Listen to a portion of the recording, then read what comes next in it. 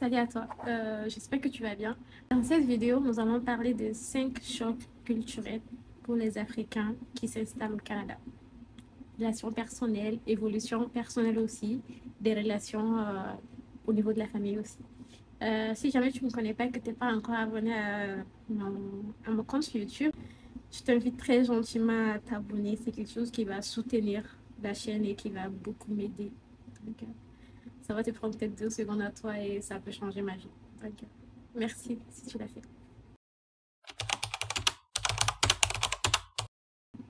Ici, les enfants versent le loyer à leurs parents.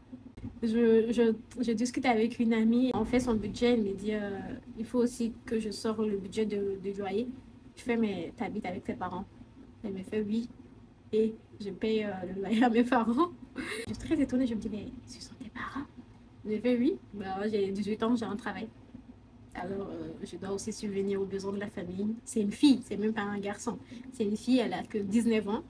Elle travaille depuis à l'âge de 16 ans. Et aujourd'hui, elle verse du loyer chez ses parents. Il y a plein de leçons à tirer de ça. On peut être critique et dire, mais je vais dire, ce sont tes parents. Même moi, j'étais un peu choquée. Genre, je me vois ma mère me dire, paye le loyer. Mais quoi? Tu vois, mais en même temps, c'est beaucoup de choses que ça apprend à la fin. Je suis pas, j'ai pas un esprit critique. J'aime découvrir, je suis ouverte d'esprit, j'aime me confronter à des choses qui sortent des maisons de confort. Et ça, c'était, pour le coup, ça me sortait des maisons de confort. Et il y a plein de leçons à tirer de ça. Déjà, ça apprend à l'enfant d'être responsable. Déjà, depuis 16 ans, il travaille. Chez nous, on fait même pas de job étudiant. Je trouve pas ça pourquoi on fait pas de job étudiant. Sérieux, on finit, c'est qu'une fois qu'on a eu le diplôme, qu'on cherche un travail. Mais pendant les études, non, non, je suis à l'étude. Les week-ends, on fait rien. Même à la fin des cours, on fait rien. Bon, je dis pas tout le monde, disclaimer dans cette vidéo, mais de mon entourage à moi, de ce que moi je vivais. Moi, j'avais des jobs étudiants, j'étais la seule à avoir un job étudiant.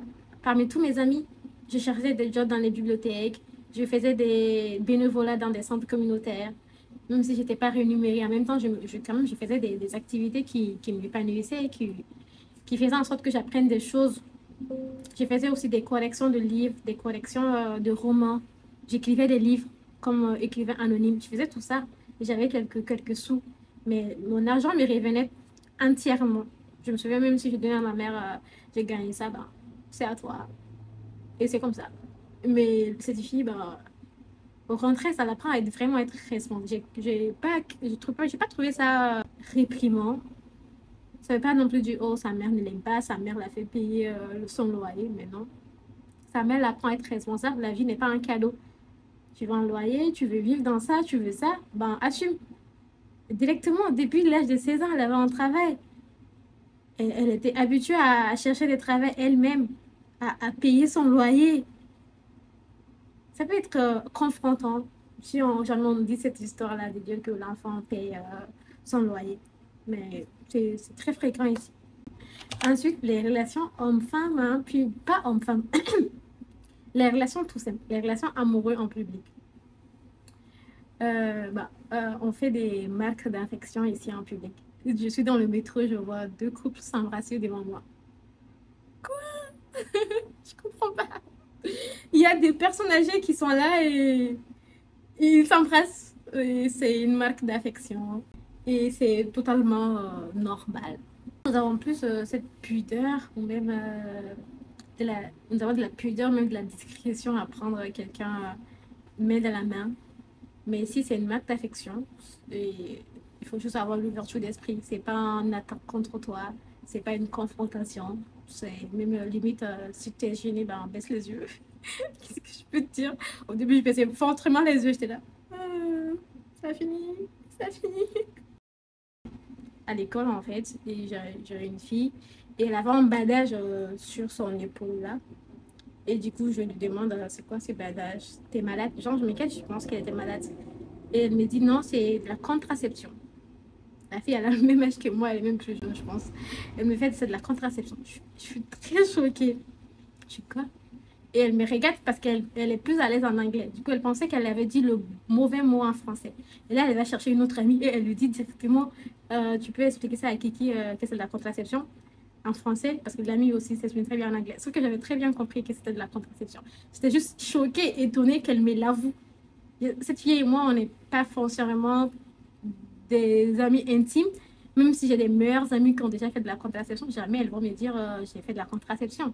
Et là, le dire à voix haute, j'ai fait de la contraception à une inconnue, parce que je me présume que je suis une inconnue limite pour elle, et à me dire c'est de la contraception, et le fait qu'elle soit jeune, qu'elle soit pas mariée, et qu'elle l'avoue qu'elle fait de la contraception, j'étais vraiment très surprise, mais vraiment très très surprise.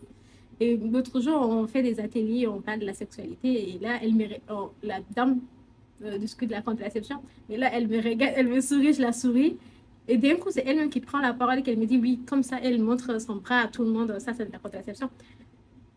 On va dire que c'est pas une fierté, c'est juste banal, quoi. C'est juste banal. Pas que ça, même le fait qu'on fait des activités sur la sexualité ici, j'y participe. J'avais déjà mentionné dans une de mes vidéos, je suis avec des jeunes où on fait développe ton potentiel. Du coup, chaque jour, chaque 2 semaines plutôt, chaque mardi, on aborde un thème. Et cette semaine-là, le thème, c'est la sexualité. Et c'est tellement tabou chez nous que me retrouver en public et dire, parler de ça, je ne sais pas du tout comment le faire, mais je suis encore ouvert d'esprit et j'écoute et je donne aussi. Je reçois pas. Je ne fais pas que recevoir. Du coup, quand je reçois, je donne aussi. Donc, c'est un partage qu'on fait ici. Même si aujourd'hui, je ne sais pas si on peut vraiment parler de pudeur, qu'on est plus pudique qu'en Afrique, ou plus que les Africains sont plus pudiques, parce que récemment, j'ai installé TikTok. J'ai été choquée. J'avais des jeunes filles qui étaient vraiment, eux, je pense qu'ils ont peut-être à la limite 18 ans, quoi. Et tout ce qu'elles disaient, c'était... Je pourrais même pas le prononcer dans une vidéo YouTube, pourtant ce sont des Africains. C'est juste qu'elles habitent en France. Mais là, surtout sur TikTok, on a l'impression que... Comme si... TikTok, c'est quand même des jeunes non plus. Il y a quand même des jeunes de 13 ans. Je pense que TikTok, l'âge légal, c'est 13 ans, non? Et je tombe sur une fille, sur un live, rediffusion sur un live, il y a une fille qui dit les garçons, j'aimerais que vous me percez parce que je veux être artiste X. Et il y a le garçon qui dit directement non, quitte mon live. Il y a des enfants qui sont là. Non, mais j'ai pas compris. J'étais sur TikTok hier, c'était il y a 2 jours là, je l'avais installé parce que j'installe une fois tous les 2 semaines pour voir s'il y a des nouveaux. Ça va de perversion à perversion. Je sais que, franchement, je suis la fille la plus ouverte. Franchement, je suis ouverte d'esprit. Je ne fais pas des critiques. Mais t'es bête sur un live pour parler de ta sexualité. Je comprends pas. Cette fille, elle m'a fait un partage parce que je lui ai posé la question. Elle n'est pas venue m'attaquer pour me le dire. Je trouve même qu'eux, ils ont plus de pudeur que nous aujourd'hui. C'est parce qu'elle voulait juste me prévenir. Oui, c'est ça, non, je suis pas malade. Mais là, oh là là. J'ai plus de batterie. Coucou, j'espère que tu vas bien. Bon, finalement, on va faire ma vidéo ici parce que comme tu as pu t'en rendre compte, on m'a lâché hier et là je suis au bureau, c'est ma pause et je vais en profiter pour terminer la vidéo et le monter et le publier aujourd'hui. Du coup, on commence. Troisième point, j'allais te parler de l'individualisme. Ici au Canada, c'est très développé. Chez nous, surtout en Afrique, on est plus dans la famille, comment dire ça, dans le communautarisme. Et sauf que ici, c'est vraiment chacun pour sa gueule, mais vraiment chacun pour soi. C'est une société qui valorise beaucoup l'individualisme, où tu fais les choses par toi, pour toi. Et même si tu as une famille ici, même si tu as tes propres parents qui sont québécois ou canadiens, l'enfant est responsable de lui-même. Quand je suis venue ici et que j'habitais chez mes cousines à l'époque, ben, quand je sortais, ben, je disais, je vais aller à la boutique, je vais aller faire ceci. Ben, tout le monde s'en fichait littéralement, quoi. Elle me disait, mais pourquoi tu demandes tout le temps l'autorisation? Va faire tes courses. Vous savez qu'en Afrique, quand tu as été élevé dans ça, quand tu sors, ben, tu demandes à tes parents, je vais aller à cet endroit. Et surtout que moi, je détestais faire ça et ma mère, elle me chicanait tout le temps, genre, elle me grondait tout le temps pour me dire, ben, ne sors pas sans dire où tu vas, quoi. Les gens vont s'inquiéter, on va te chercher, dis où tu vas. Et chaque jour, ma mère, elle me grondait pour ça et j'ai dû apprendre ça très difficilement à le faire. Et aujourd'hui, je devais arrêter de faire ça. Quand je disais, oh, je vais aller à tel endroit, tout le monde s'affichait. Un jour, j'ai déjà expliqué dans une de mes vidéos que j'ai été perdue, que je me suis perdue ici. Je me suis perdue jusqu'à 22h, très tard le soir, et mes cousines ne s'en sont pas... Elles se sont rendues compte que j'étais pas là. Mais elles ont trouvé ça limite normal. Moi, pour moi, j'avais dit, c'est les gens, je ne veux pas rester dehors 19h après. Parce qu'en Afrique, on nous habitue à ça. Avant la prière du Maghreb, ben, tu rentres à la maison encore. Et moi, il était 22h, 22h, dans ma tête, mes cousines étaient affolées. Mais quand je suis rentrée, pas du tout. Et ils n'ont même pas compris que j'étais perdue, quoi. Et c'est pas que ça, dans aussi beaucoup d'histoires, ça m'est déjà été des expériences que j'ai eu à en tirer où vraiment, c'est vraiment l'individualisme. Chez nous, ça en Afrique, chacun se mêle de l'histoire de chacun.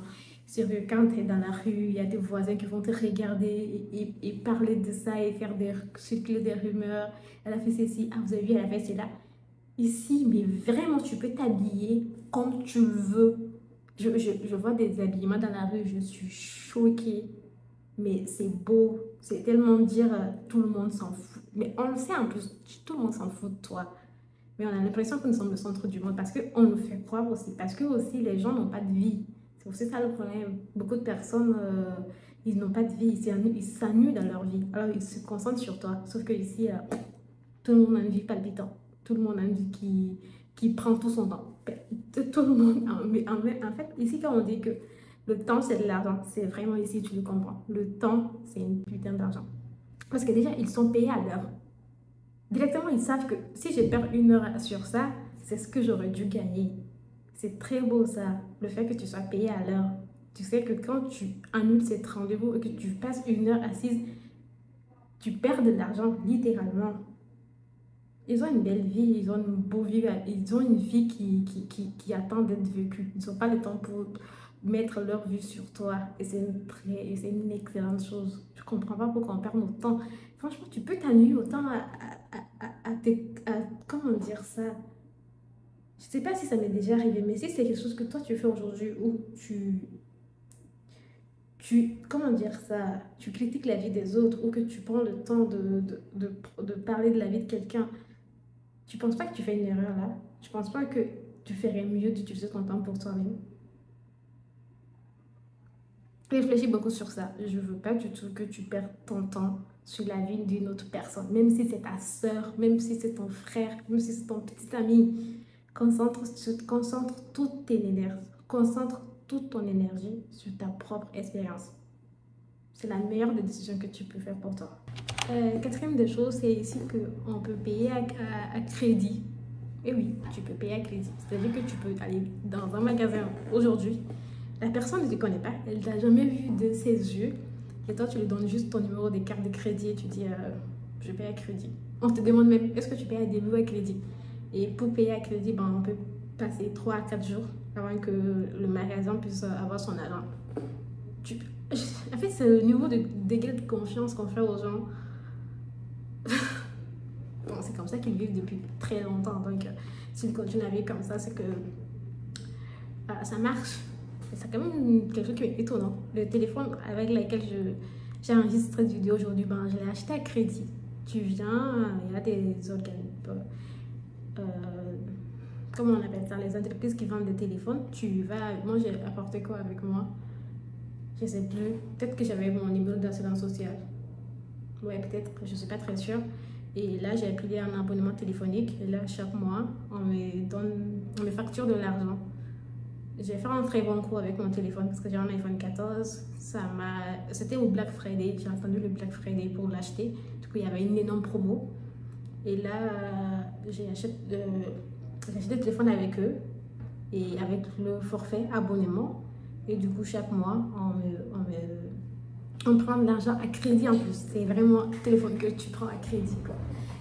Moi, quand même, je ne pense pas chez vous, mais chez nous en Afrique, franchement, aller acheter à crédit, je n'ai pas vu ça. Je ne pense pas que ça soit possible qu'il y ait un magasin. C'est vrai, un du loup, genre, chez nous, on dit du loup. Mais genre, à vous êtes dans le même quartier, la personne te connaît depuis très longtemps. Mais aller dans un magasin où on ne sait pas comment tu t'appelles, ni ton autre famille, et faire des achats à crédit, tout ça choquant. Mais ça fonctionne de toute évidence et ils ont confiance aux gens. Et franchement, quand tu donnes la confiance, tu le reçois aussi. Et c'est comme ça. J'ai vraiment fait un très bon coup avec mon téléphone. D'ailleurs, j'ai le numéro de la personne avec qui je l'ai acheté et tout, et toute la mésaventure que j'ai eu à faire ça. Mais je pense qu'en gros, j'ai plus gagné plus de 400 dollars, 500 dollars sur mon téléphone. Parce que j'avais une amie qui l'avait acheté, j'ai comparé nos prix, le mien était juste génial. Je vais pas faire une vidéo sur ça, parce que ça va pas intéresser beaucoup de personnes. Mais toi, là, Kena, si tu m'écoutes et qu'il y a d'autres personnes qui sont là, qui vont venir et veulent changer de téléphone, on peut juste s'en parler sur Instagram. Tu sens venir le sujet ou pas? Le racisme, on aurait dû en parler. En tout cas, j'aurais pas pu finir cette vidéo sans parler du racisme. J'ai lu un excellent article sur ça qui disait que arrête de chercher le racisme chez les autres, il est en toi. Où l'article nous dit que nous sommes nous-mêmes racistes en fait. Du coup, on n'a pas à chercher cette personne à faire un acte raciste. Toi-même t'es raciste, moi-même je suis raciste. On a juste des pensées limitantes, croyances qui fait qu'on a des pensées racistes. Parce que quand on parle de racisme, les personnes Ah! Oh non! Non, regarde. C'était attaché à ça. Une tout mouche. Mais bon. Je te présente mon bureau. C'est ici que je travaille. Je te fais un tour de mon petit bureau. Je suis toute seule ici tout le temps. Ma collègue, on ne travaille pas les mêmes jours. Comme moi, je travaille les mardis. Elle travaille les mercredis. Voilà, petite parenthèse. Je disais quoi? Franchement, je suis dégoûtée. Le racisme, il est à toi. Tu es raciste. Donc, pour te dire que, en fait, on pense que quand on dit racisme, on pense directement à des choses comme le fait d'interdire l'accès à quelqu'un juste parce qu'il est noir. Mais sauf que le racisme, ça peut être juste une blague raciste. Ça peut juste être... parce qu'il y a des choses qui sont fondamentalement acceptables. On a trouvé ça banal. Et du coup, on l'accepte. Mais quand on parle de racisme, on va directement dire, même le fait de refuser l'emploi à quelqu'un parce qu'il est noir. Ça, c'est du racisme qui est inacceptable dans la société. Mais il y a d'autres petites actions qui sont totalement du racisme qu'on nous-mêmes on banalise. L'autre jour, je regardais une vidéo d'une fille où son pote blanc lui dit le mot négro est mort, qui est un mot très violent. Et directement lui-même, il s'explique, il fait oh non, désolé, il a fait le c'est pas grave. Si, c'est grave. L'autre jour, je tombe sur une vidéo TikTok parce que j'avais installé l'application l'autre jour pour décompresser un peu. Et là, je tombe sur une vidéo d'une fille. Elle-même, elle est noire en fait. Elle a juste la peau un peu plus claire. Elle parle avec deux garçons. Et on lui dit, montre-nous ton visage en fait. Ils sont tous africains. Et la fille lui dit, non, je ne montre pas mon visage à lui. Et l'autre garçon lui dit, pourquoi? Elle dit parce qu'il est noir. Et là, c'est pas, elle a fait 3 blagues racistes pendant la discussion. Elle-même, elle est africaine. Et son excuse c'était, mais moi-même, je suis africaine. Mais moi-même, je suis africaine. Et elle a même dit au garçon, elle lui a fait une blague de singe. Mais vraiment, elle a dit, va avec tes potes singes. Elle l'a dit dans un live TikTok. Et le garçon, il a dit, mais sérieux, tu abuses. Et là, elle se dit, mais non, je suis africaine. C'était ça son excuse.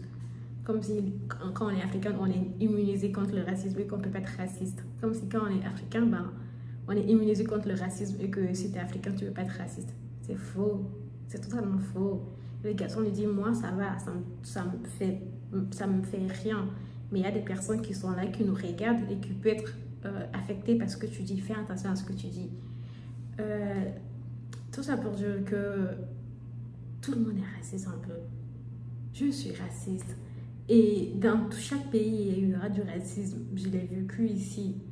Des fois, je ne me rendais même pas compte du racisme parce que je ne suis pas assez éduquée. Parce que avant d'arriver ici, je ne savais pas que j'étais noire. Avant d'arriver au Canada, c'est ici que je suis noire. Sinon, dans mon pays, je ne suis pas noire. Je suis juste moi. Tout le monde me ressemble. Je ne sais pas c'est quoi être noir. C'est qu'une fois que tu viens dans un autre pays où la majorité n'est pas noire, que tu te rends compte que tu es noir. C'est pas non plus de ma réalité. C'est pas comme si c'est ça qui me définit, le fait d'être noire. C'est ma définition primaire. Non. Ce qui me définit le plus, c'est le fait que je sois musulmane. Je suis d'abord musulmane. Ensuite, je suis une femme. Et c'est uniquement à la troisième position que que ma couleur de peau rentre en jeu. Donc, tout ça pour dire que les autres ne sont pas des démons. On n'est pas contre eux. On n'est pas non plus avec eux. Il ne faut pas non plus croire que tout le monde te sourit et que moi, c'est une bêtise humaine que j'ai fait en me disant tout le monde me sourit, alors on est amis, elle n'est pas raciste. Mais ma colocation, avec les filles que j'ai eues en colocation, elles étaient totalement racistes. Elles étaient totalement racistes. Ces filles m'ont fait des choses que je n'avais pas le droit de partir à la cuisine quand elles y étaient, alors que j'ai payé mon loyer comme eux. La seule différence, c'est qu'elle avait une peau plus claire que moi. Mais elles sont idiotes. Et j'ai pas de temps à perdre avec eux. Du coup, pour te dire qu'il y a le racisme partout. Parce que tu l'as en toi. Et que les autres aussi l'ont. En fait, il y a Orelsan qui a dit cette phrase. Ça ne sert à rien d'être raciste. Parce que si tu pars à l'étranger, c'est toi l'étranger. Réfléchis sur ça. Et aime-toi. Salut.